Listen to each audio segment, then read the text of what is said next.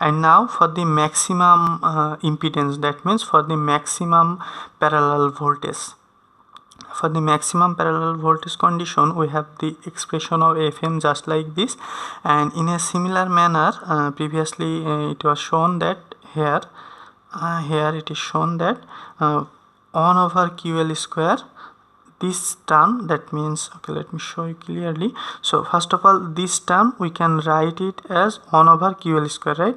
So in case of this maximum resonance condition, we can also write this term that was previously RL square C over L, and also we can write it 1 over QL square, just it was derived. So we can write it, then also we can 1 over QL square we can delete it, since it is very less than 1. So this portion is very smaller, so 1 minus very smaller value equal to 1. Then we have a root over of that very 1 minus very small value, and we consider that 1 minus very small value as 1, so root over 1, that means 1. So for that condition also Fm appears as Fs. So we can say that Fp equal to Fm equal to Fs whenever QL greater than or equal to 10. Now the expression of Rp. So we already know that Rp equal to like this, RL square XL square divided by RL. So now if we divide here, so it will be just like this, and then so here we can XL square, now we have 2 RL here, so you can write it RL square, and you know that XL over RL is just the quality factor, so we have the square, that's why it is quality factor square RL. So if we take the RL as common term, then it will be 1 plus quality factor square into RL, and since the quality factor greater than 10, so 1 plus quality factor square equal to almost the quality factor square, because let's say the quality factor value is 100, so 1 plus 100 square we can write it is almost 100 square, right? So then it appears just QL square, so the expression appears Rp equal to QL square RL for QL greater than equal to 10.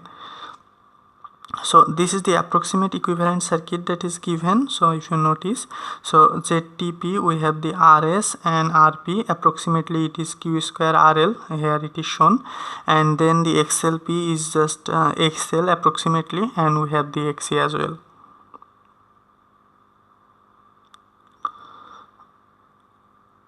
And in the previous expression that is solved here, that is Rp equal to quality factor square into RL, we can also simplify further if you provide the value of quality factor equal to XL over RL. So if you provide this here, then it will be XL square over RL square into RL, then 1 RL will be deleted, then XL square over RL. Then for XL square, you know that we can write XL multiplied by XL. Then we know that XL equal to XC, right? So we can also write XL into XC. That's why here XL into XC is written. And then you know that XL equal to 2 pi FL, then XC equal to 1 over 2 pi FC. So if all values are given, then 2 pi will be out, F will be out, then this will be just L over RLC. Now the ZTP, that is the total impedance. So previously we have the ZTP RS parallel RP, right?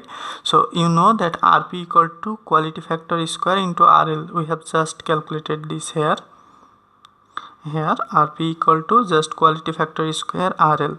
So obviously we can put that value here. So RS parallel quality factor RL, and again if you put the value of RS is very high, that means RS is very greater than RP, then obviously you know that you can omit the RS, because in parallel combinations whenever a resistance is very higher than other resistance, we can omit the higher resistance. So that's why if we omit the RS, then the expression will be just QL square RL, that means only RP. Now the QP expression, so QP was R over XLP previously, so R was just this one actually.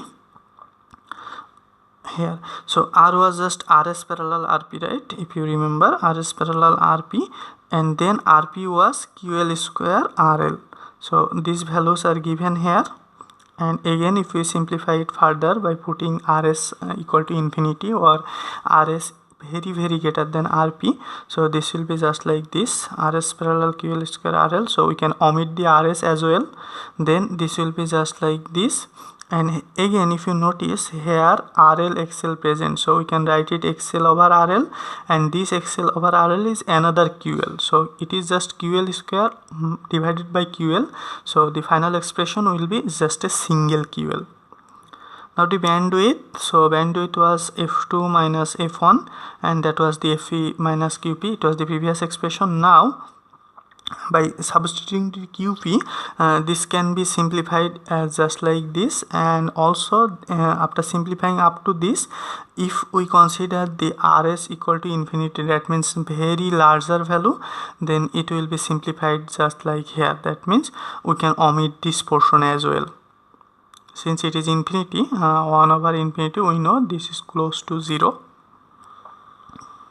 So these are the equations that we probably need in mathematics, and this sort of simplifications are possible by considering the condition QL greater than equal to 10. And if we don't consider this, then our expressions will be a little bit complex, and also it needs more values to calculate some parameters. And always the approximation helps us to simplify our process and answers. And also we can derive the expression for IL and IC, that means the current through the inductance and current through the capacitance. And this is the simple circuits problem. So if I show you, first of all, this is the total impedance, right? So total impedance, that we have only RP at the QL greater than 10 condition. We are also inside this condition still now. So for QL greater than 10 condition, we have the ZTP equal to just RP here. ZTP equal to just RP. So here it was just RP equal to QL square RL. Now all these voltage, since they are parallel branch, so all these voltage will be equal, and it will be IT into ZTP, right?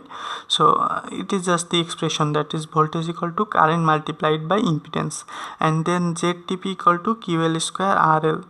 And from where you can again write IC equal to VC over XC. That means if you want to calculate the current through this branch, so if you start with the capacitance, then IC equal to VC over XC, then you put that VC value here. So this is the expression.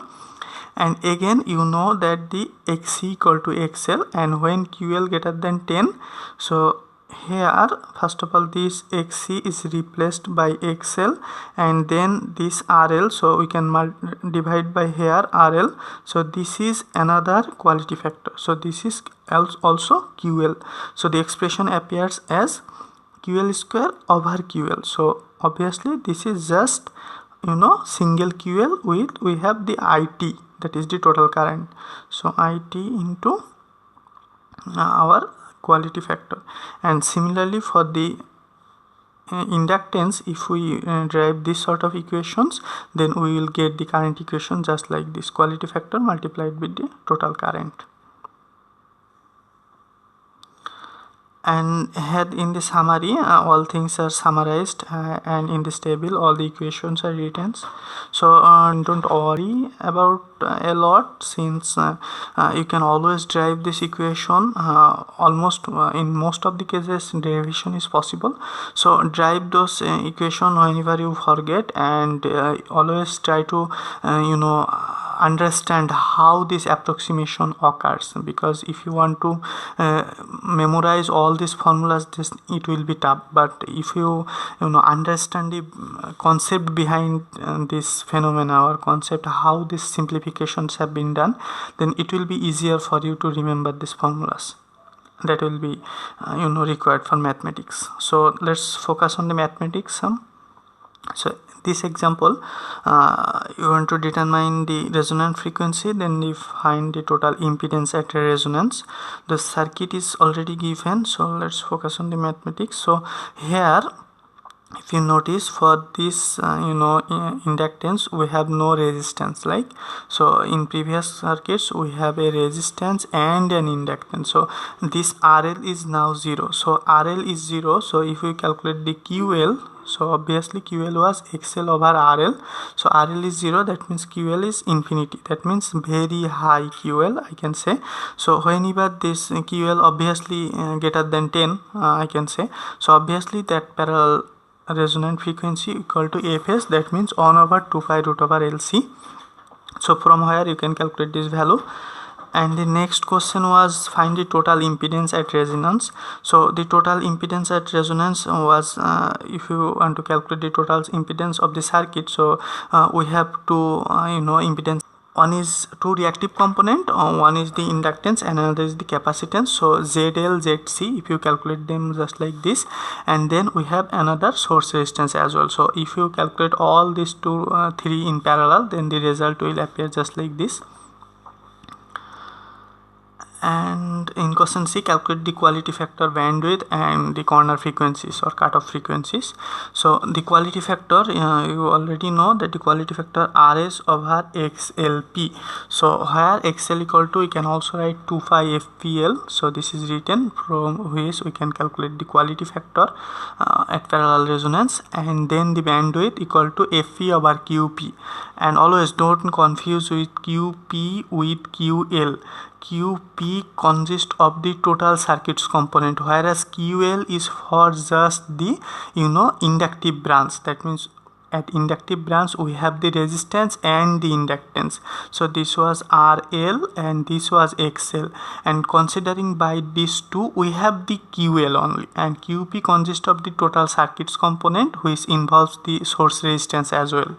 So QP RS over XLP, through which this is calculated, and then by using the QP we have calculated the bandwidth and the corner frequencies formulas. If you put the values in the formulas, you can easily calculate the corner frequencies. Question number D, find the voltage VC at resonance, that means the parallel voltages. So you know that the voltage is equal to current multiplied by the impedance. So you already calculated the impedance, so this is simpler. And the last one, determine the current IL and IC. So you know that IL equal to VL over XL, then XL equal to obviously 2 pi FPL. You already calculated here as well, so don't worry. And then IC equal to VC over XC. So in a similar manner, X equal to 1 over 2 pi FPC. X equal to, if I write it here, X equal to 1 over 2 pi FPC. So here by using this equation you can also calculate.